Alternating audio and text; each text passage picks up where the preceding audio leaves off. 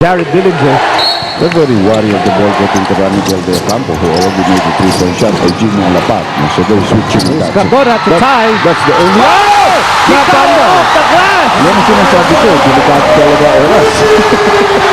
You know, I thought it was way off. Yeah, mukhang masama eh. Pakanan. Yeah, pero Parang, tumanda.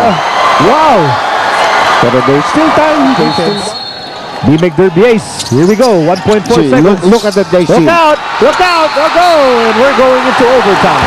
Unless there's a foul call. There was a foul call. There was a foul call. There was a foul call. And Chotres is on the court. Chotres is on the court. He's talking to Ramil Cruz right now. Ramil, head of the referees in this game. And oh no, where's Chot going? Yun ang palabas eh. Packet doon sa dugout eh. You can see he got hit on the back.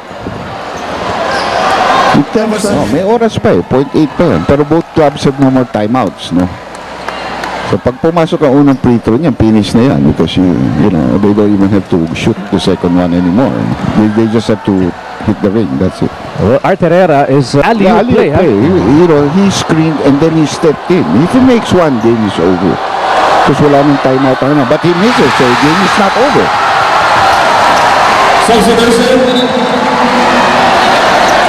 All of a sudden, People cannot make free throws in the end game.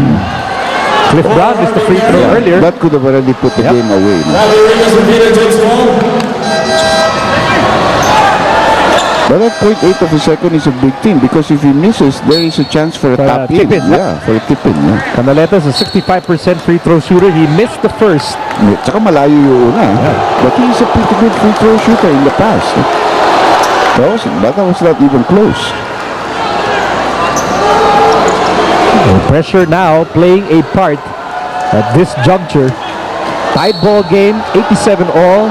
Less than 1 second to go. Canaleta for a chance to win the game and snap the 13-game winning streak of Talk and Text.